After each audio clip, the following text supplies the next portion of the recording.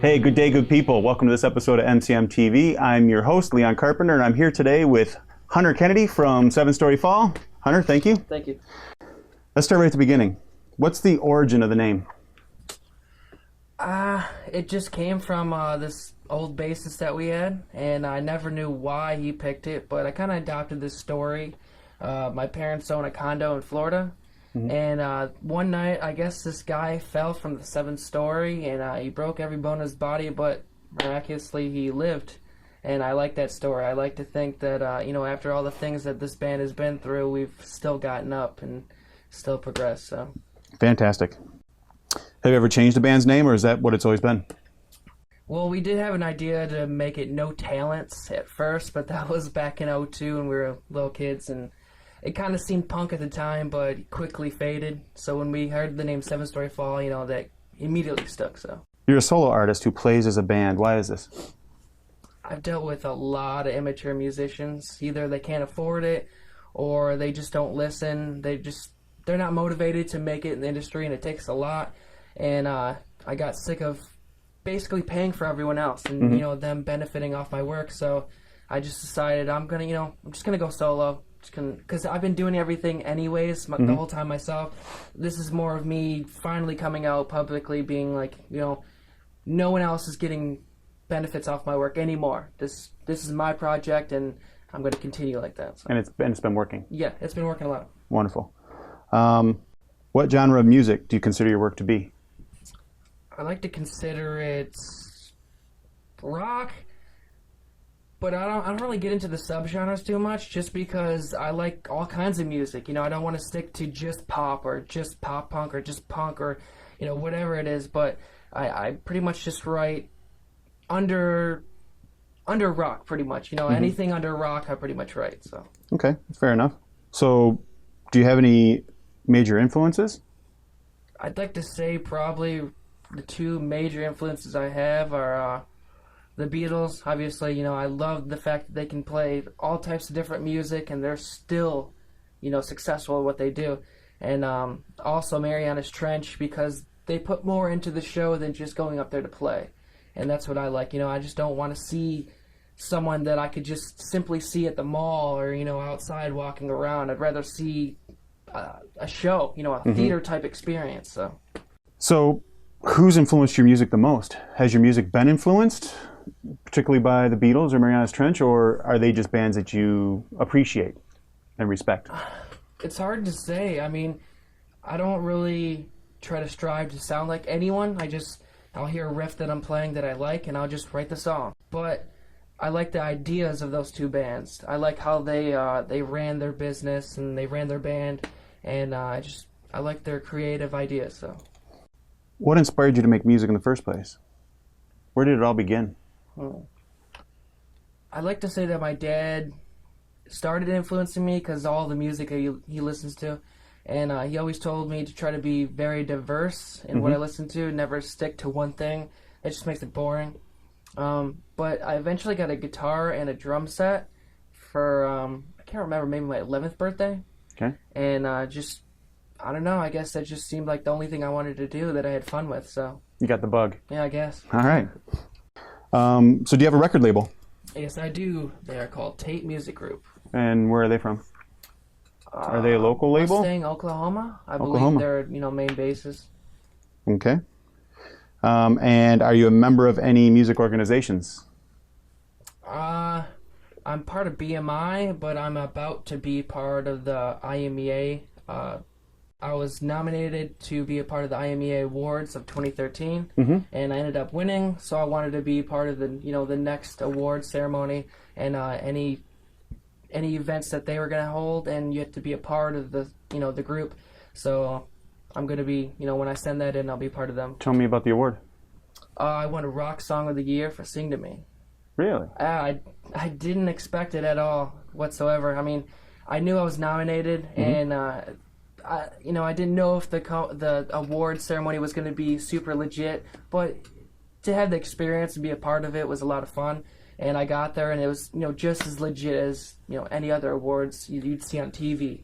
And I won, but I was presenting 2 awards, And I was up there backstage waiting to present those awards, and all of a sudden I won, and I'm just like, While you were backstage? Yeah. I didn't even know what to think or what to say because, I planned what I was going to say if I did win, but I didn't think I was going to win. So back there I'm thinking, I wonder what I'm going to eat later. So it kind of caught me off guard, Sometimes being hungry can overpower just about any other thought. Yeah. Do you have any sponsors, and who are they? Yes, I do. I have a string and cable sponsor called Rockstar, and I'm also sponsored by a guitar company called Spear. Do you have any Spear guitars? I do. It's sitting over here. Wonderful. Well, maybe we can show a picture of that later. So, great segue. What can you tell me about your instruments? I don't know too much about Rockstar. It was more of a package deal when you sign with Spear. You have the option to sign with an amp company and a cable and string company. I thought it would save a lot of money if I could have a cable and a string company because, you go through cables and strings a lot when you're playing music, and the road isn't always nice to those pieces of equipment. So I thought it would definitely save a lot of money as well as, having another company to back me.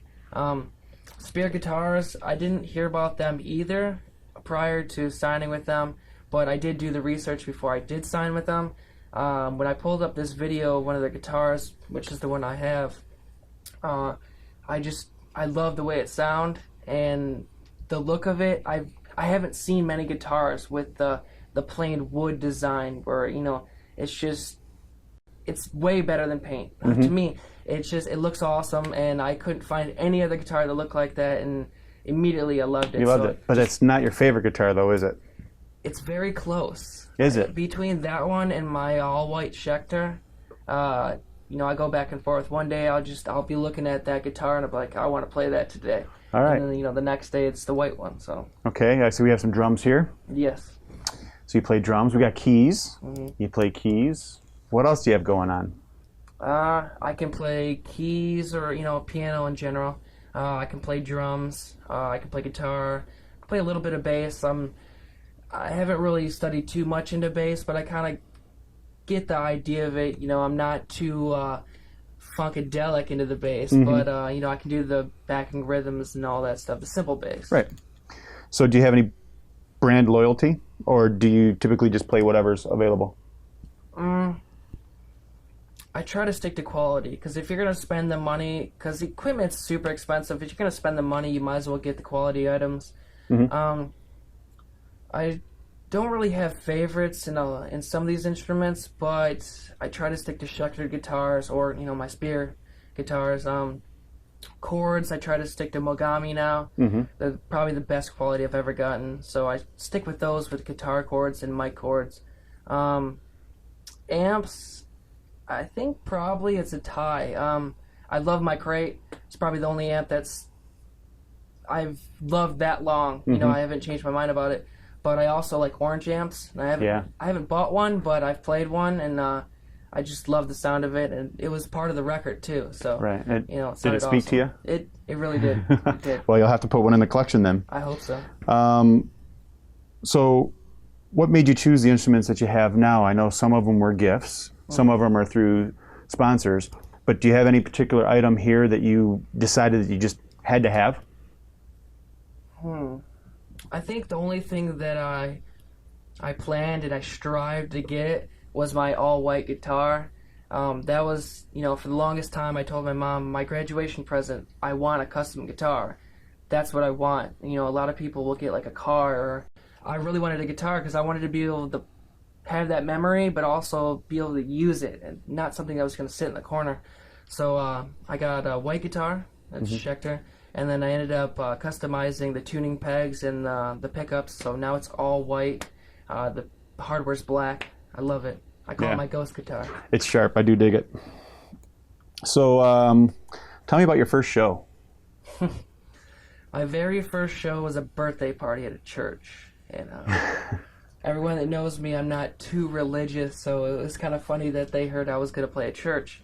But the girl's birthday party, she was my best friend, and she invited me to play and thought, because at the time we just sold a bunch of T-shirts to a bunch of kids in our 8th grade class, And she thought it was a really good idea to kind of build off of that. And she was like, why don't you play my birthday party? It's going to be at this big church, and it's going to be fun. I'm like, all right. I get there, and it ends up being like 30, 40 kids from our 8th grade class, and we did a little sweet walk-in with all the lights off. All you see is camera flashing, and I felt like I was famous for a second. That was, really what pulled me into being like, okay, I want to do this. Yeah. Where have you performed since? Hundreds of shows. Any that stick out that you remember? Well, let's just say this. I've toured 3 times already. I've gone as far south as Austin, Texas. I've also done Pembroke Farms, Florida, which is almost by Miami. So we usually we try to do a circle around, but the way it was booked, we were only able to go south and then back up. And then we just recently did a tour where we went to the Northeast, hit New York and Connecticut. As far as like shows that really stood out, did you play with anybody that you were proud to play with? Yeah, I have 2 shows that are probably tied for that. One was with Chiodos from First to Last, MXPX, and The Color Fred in Milwaukee, Wisconsin. Our room ended up not having anyone in there, and we thought we weren't going to play to anyone. Driving all that way, we wasted our money. 30 seconds into the first song, we filled our room, probably 300 to 500 people. That was while From First to Last was playing, so that blew our minds, and we just had a great time. We had a bunch of people follow us around the rest of the day, and we ended up partying with some of them. I ended up getting on the phone with one of our fans that freaked out on the phone. I didn't even know we had fans over there, and this kid freaked out. So that was awesome. Then we played with A Skylit Drive, Four Letter Line, Before Their Eyes, and Memphis Mayfire in Cleveland, Ohio. Same scenario, no one in our room until, a couple seconds into the first song, and then we ended up having A Skylit Drive, Before Let a Lie watch us, and we felt special because they didn't watch anyone else. And that was also while Memphis Mayfire was playing, and we filled our room while they were playing, so we definitely felt good.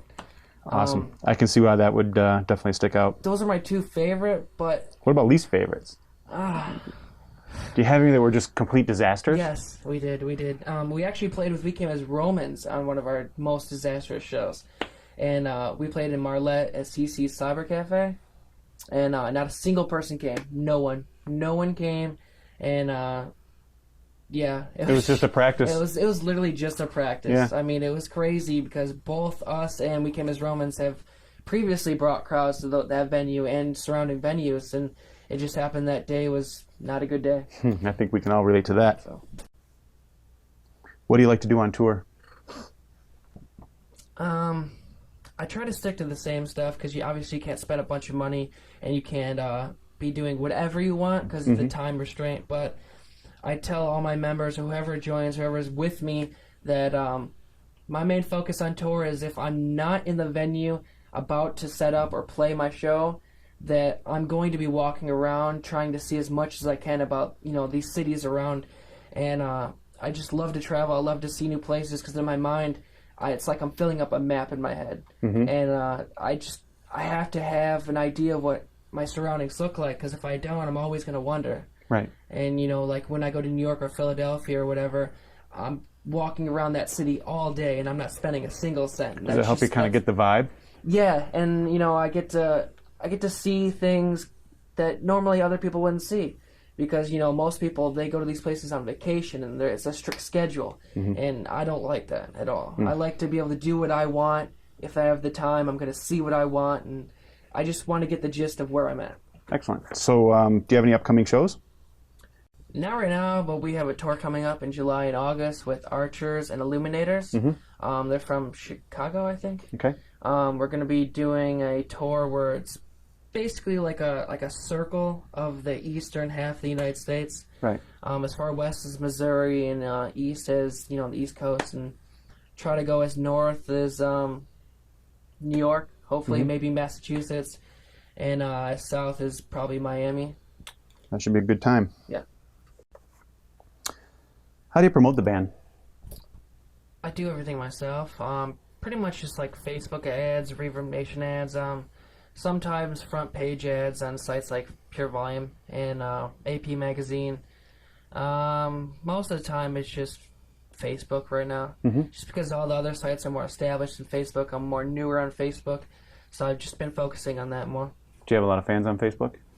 Right now, about 19,000 and some change. Nice. So That's a good start. yeah, it's not bad. All right. So when you get out to play a show, do you ever play any covers? No, I've actually never played a cover. Never. Never. So how did you actually learn to play your instruments?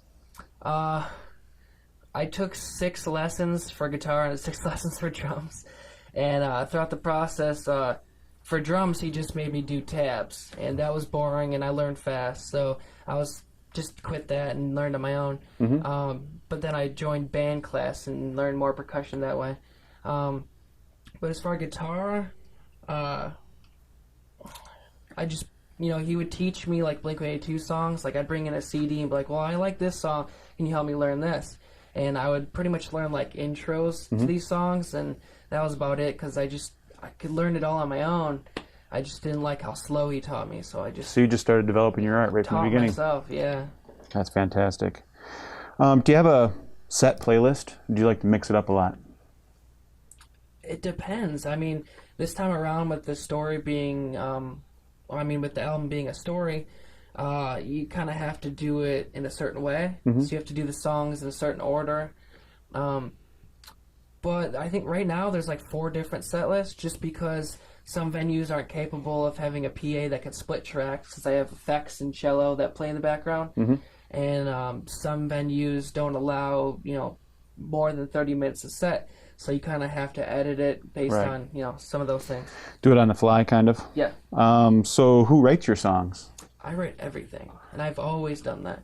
Occasionally, there was times where I'd write all the stuff, and some of the members would edit, do their own little version of it, but it's never really been where they've written their own part. It was always me, because I can't write little pieces of songs. I have to write the full song to hear what it sounds like, and that's just how the process goes. So what are the main themes or topics of most of your songs? I can say this, I don't write from experience. I don't want to write something that's true because you always, say you write about a girlfriend and you get in a huge fight with that girl, you're not going to want to play that song anymore. So, I learned that a long time ago, and I made sure I only wrote songs that were just stories made up. So it's all fictional? Yeah. Wow. No life experiences at all? I guess you could say that, from experience, it helps me write these stories. Sure. But it's never a real story. I guess that kind of explains the title of the album, Yes. which is? Stories and Analogies. There you go. So do you think these types of topics or this storytelling will ever change? No, I don't think so. No? That's your thing? Because, you can make the whole live show a theme, too. It gives you a lot of expansion on ideas to be able to do a lot of cool things live. And, if you write albums that are true, you don't really have that creative ability to put on like a theater-esque type, themed show, because then you have to pretty much put the truth out there, and it's really hard to do in a theater type, theme. So what is your songwriting process? When it's time to sit down and write a song, how do you go about it? Well, I'll just come down here and I guess I'll just jam. Just put my guitar on, or I'll sit at the drum set, or I'll hear an idea before I even, jump on one of these instruments, and I'll just kind of go from there. I'll record that one part, and then I'll listen to it real quick, and I'll be like, okay, well, what do I hear with that part? And usually my brain will just fill in the pieces as I'm listening to this one little part. I'll hear the drums and the other guitars and the vocals and the bass and all that stuff, and it just kind of flows together after a while. So you kind of wing it the whole time, or Yeah, do you pretty much. I freestyle the whole time. You ever wake up in the middle of the night with a song in your head? You hear about that all the time. But I never really, record it or anything. Usually, I'm down here all day, so as soon as I come up with an idea, or I'll set aside some time to do that, and I just, bang it out like that. So.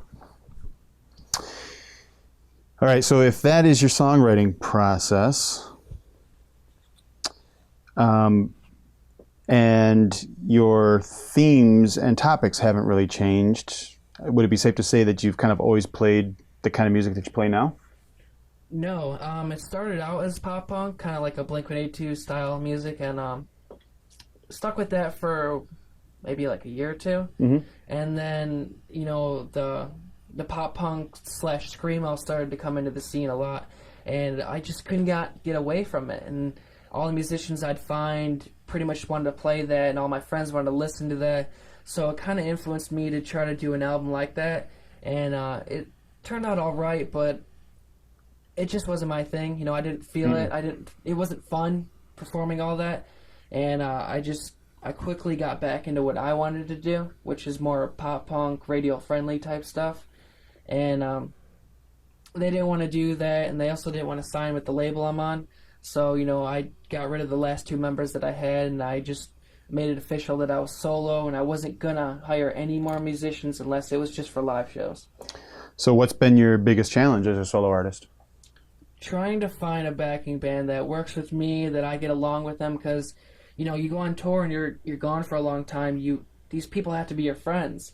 You can't just be around people you don't like all that time, because you're gonna go crazy. And so it's finding people that I can also call my friends, that are gonna do the work that they need to do, because I find these people, and they'll tell me right before they quit, well, I didn't know that, you should have told me that. Well, I'm not your dad, like, I shouldn't have to do that. Like, I give you a contract and write everything at the beginning. You should understand that this is a job. I tell you what's needed and what's required, and if you tell me later that you didn't know that, you probably should have read that. It's your problem. So what type of help do you get when you put an album together? The label does the basics. They you go there, record, they market it, they create the CD, and they'll ask you, what do you want for the design? How do you want this to be laid out, and whatnot. So I get full creative control, but they do the necessities to get the CD out there and sold and whatnot. Financially, my parents pretty much handle that. They've been the main support for the band the whole time, and basically they do it so I don't have to worry about other things. I can solely focus on this, because it's all been based on progress. Has they seen the progress? Have they seen me really want to do this and put everything into it? And they have. So they're full support, and they keep me from having to get a 9-to-5 job or go to school, where if I did that, I wouldn't be able to tour. So. Right. All right. So what is the latest album called? Stories and Analogies. And so is there a story to it? And will this story be continued? There is a story. It's basically a guy and a girl, and they see how the world is just becoming shit, and they want to change it. They want to inspire people and motivate people to start doing something about it, because what's happening is too many people nowadays just aren't saying something. They're just not doing anything, and they think that one person can't do anything to change anything. But if that one person starts, then they can convince one more person, then one more person, and these two people they realize that. So they love each other, but at the same time they're both on the mission to try to change the world, and because of that, it kind of draws them away from each other at some point. But they end up realizing that they need each other, and then they end up finding each other in New York, and the story just ends at the scene where they finally get everyone to hold each other's hand and realize that they need to fight this war together. So it basically explains the last scene. As everyone's holding hands, they notice that they're not going to be able to change anything on their own. They need to do it together, and the next story might continue. I'm planning something, but I'm not going to release that yet. A little bit of a secret? That's all right. So if you weren't a musician, what would you ideally do for a living instead? What you want to be when you grow up? When I was little, I always wanted to be a spy. Used to get the Scholastic spy toys, like you get one like every week or something. And I would just, I had these sensors where I'd set up a sensor in the living room, a sensor right in front of my door to make sure, if my mom was coming to my room, it'd beep every so often. And I'd use these toys against them to make sure I had my privacy. But I always wanted to do that, and recently, I was watching White Collar, and I really got into that show. So I've really been interested in the White Collar Crime Unit, because you got to think these people are smart enough to get through these security systems and steal this priceless art that is just almost impossible to steal when these systems are on. And the fact that, you have to be smarter than these people to catch them, that interests me, because, that's a whole different playing field. And I think it would keep me on my toes. I think it'd be interesting, something new all the time. So, I'm interested in that, but also at the same time, like I said, being a spy, so like the CIA, like clandestine services, that'd be interesting. So I think those pretty much the only things I'd want to do if I wasn't doing music. But if I was doing music of some sort, I'd eventually want to create my own clothing line to run off the success of the band. And then I also want to maybe create like a label or a management company or just a full-service entertainment business to help musicians basically make it, a little bit easier and have more resources at one spot, so people don't have to go, to point A, B, and C, and D, and all that. So are you seeking fame and fortune? I think everyone wants to be famous and, make a lot of money, but it'd just be nice, and I'd be okay with this, is if I had my own place, I could pay my own bills, be self-sufficient with the band. That's what I want to do, because I love playing music, and there's, I'm going to use the success of the band to do a bunch of other things. So, the band isn't the end of everything. Let's just start. So what kind of advice would you have for people who want to be a solo artist versus joining a band? I don't think it's too much different. I would just say that, what you heard about what it takes to be a successful musician, it's wrong. Because there's no layout, there's no outline to do this. You have to just do it and pump in money until you get there. That's just how it is. And a lot of people would be like, well, I spent this much money, I should be here already, or I played this show with this band, I should be already signed. That's not the case. You need to get a fan base at least decently enough to where you have promoters and bookers and people that license music start being interested in you. And you'll start seeing that interest when you get more and more companies starting to contact you. And basically just keep at it. Don't let anyone tell you you can't do it or how to do it. Listen to some advice, but essentially you have to do it on your own. Okay. So how can fans to be gain access to your music? We have a website. You can go to www.sevenstoryfall.com. We're on many social sites, and I run all of them. You can go to any of those, any site we're on that is actually an official 7SF site. You can find it on our website. So wonderful. So is your music on anything like iTunes or anything like that? Yeah, you can buy the physical version through me personally on our our 7-Story Fall clothing site, and you can buy it through Tape Music Group. But you can also buy the digital copy through iTunes and a bunch of other music sites.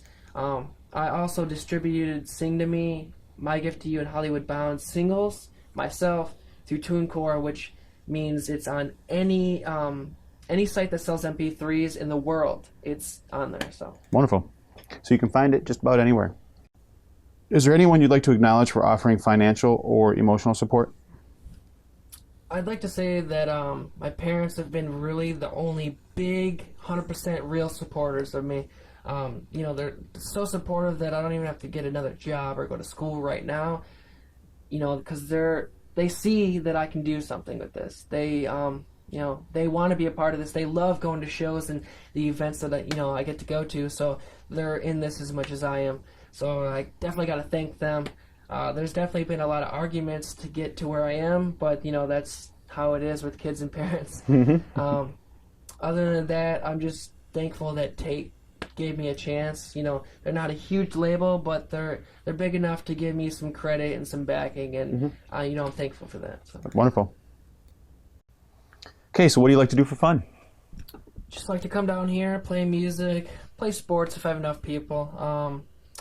Watch TV shows. A lot of shows I like to watch are on USA. Honestly, that's pretty much what I like to do. I'm pro marijuana, so if I'm not doing anything else, I'm doing that. So. All right. That's going to do it for here for right now. So what I'd like to do now is field a couple of questions from the fans. And we have a number of them here, so I'm just going to kind of rattle through them here, and we'll start off with Melanie. She wants to know what started your inspiration for music. Simple. It just accumulated from when I got my instruments and when I joined band class. You know, being around music, it's just what I love to do. Awesome. Felicia would like to know what was the reason that you started Seven Story Fall, other than your passion for music. I don't know. I went to the Nintendo Fusion Tour being my first concert, and seeing them up there playing, you know, that combined with being in band class and just being around music all the time, that's just, you know, that's what I wanted to do. So. Yeah, there you go. So Sam wants to know, what's your favorite song that you've written, and what does it mean to you? I do not have a favorite song. I don't have favorites to a lot of stuff, but I'm really proud at how Sing to Me has been perceived by everyone. It's done very well so far. I wasn't expecting how well it'd do, but, you know, I'm happy. So. It's won an award. Morgan wanted to know if you had to, what song would you choose to put on Rock Band or Guitar Hero? I think To Take on the World Together, just because it has a fun solo in it, so I think it'd be a lot more fun than the other ones. Okay. Tina would like to know if you would date her. Tina, I don't mean to be rude, but I don't know you like that. You know, I know you as a friend, but as far as dating, I think we would have to get to know each other with the mission of getting to know each other as being girlfriend and boyfriend. So. Okay, fair enough. Alex, what do you look for in a girl? She's got to be smart. She's got to be open to learning and trying new things. I hate ignorant people. Got to keep clean. You know, I like, personally, I like to dress nice. So I try to look for a girl that's going to take pride in how she looks, but not use that too much as to build her ego and be a bitch. So, you know, I do not like bitches. She's got to be pretty down home, you know. That's cool. Shaylin wants to know, when was the first time you knew that you wanted to become a singer? Probably when I noticed that I sucked at the beginning and I was going to get replaced as the singer anyways. And I just, you know, I always wanted to be the lead, and I've never followed, been more of a leader, so I felt more comfortable being that, and I just, you know, ever since strive to be that, so. Okay. Michael would like to ask, if there was one thing that you could do for the local music scene, what would it be? Probably replace all the bookers at venues. They rely too much on the bands doing all the work and them just writing a name down on the schedule. I don't like that, but, you know, at the same time, bands rely too much on the venues and them trying to promote. So, you know, I think both sides need to be better at that. Okay. You know, I think a lot more shows and better shows would happen because if everyone took a 50-50 split, so. All right, fair enough. Donald would like to know if he could be your friend. Yes, two things. If you have a problem, talk to my face. You know, don't talk shit. That just, in my eyes, that makes you weak, and I can't respect you. Okay. And also, don't use me. I give a lot, but I need you to think about it this way. Don't take what you can't give back, because I'm going to get pissed if I'm giving more than what I'm getting. So. Equal relationship. Yes. Fair enough. James has a bunch of questions here, but they all seem to amount to, what would you consider being successful? When I'm self-sufficient. I want to be able to make this my job. I don't want to have multiple jobs just to do the band, you know. I want to be able to tour on a regular basis. I want to be able to pay my bills, live in my own place. You know, it doesn't have to be big. I don't have to be rich, but as long as I'm living okay, I'm good. All right. And then last one here from Michelle. What are your plans or goals for 2014? Right now, the only plan is to do a tour in July and August. And that's with who? With Archers and Illuminators. Yes. I always screw up that last part. I don't know why. But there's some cool guys, and they're from Chicago. We're going to be doing pretty much cut the United States in half and go as far west as Missouri and the East Coast, and Miami as far south, and then probably Boston being the most northern area we're going to go to. And probably going to go in a circle. So okay. That's what we're going to be doing. Well, thanks to fans for those questions there. I've just got one last one for you. Any last words?